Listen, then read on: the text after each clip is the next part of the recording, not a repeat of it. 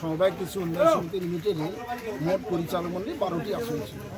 এই 12টি আসনে ভোটের জন্য 15ই জুন গত ঠিক করা হয়েছিল। অদ্ভুতভাবে 14 তারিখে জানানো হলো আমাদের যে ভোটটা পোস্টপোন দেখানো হলো যে সাফিসিয়েন্ট ভোট দিতে পারবো।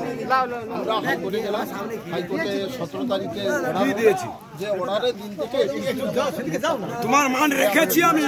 ধন্যবাদ ধন্যবাদ। ভারতীয় জনতা পার্টির পক্ষ থেকে 12-0-তে আমরা জয়লাভ করেছি। তৃণমূল কংগ্রেস পুলিশ দিয়ে ইলেকশনটা বন্ধ করেছিল, কিন্তু পুলিশ দিয়ে ভোটে জিততে পারলো না, যুদ্ধে পরাজয় হয়েছে। এটা তৃণমূল কংগ্রেসের নন্দীগ্রামে অস্তিত্বহীন একটা রাজনৈতিক দল। এখনো পর্যন্ত 13টা সমবায় সমিতি নির্বাচন হয়েছে নন্দীগ্রাম 1 ব্লকে, আমরা 9টিতে জয়লাভ করেছি। আবার 4 তারিখে একটা নির্বাচন আছে, জুলাইতে শ্রীপুর নির্বাচন আছে সমবায় সমিতি, আগাম ঘোষণা করছি, সেখানেও 12-0-তে আমরা জয়লাভ।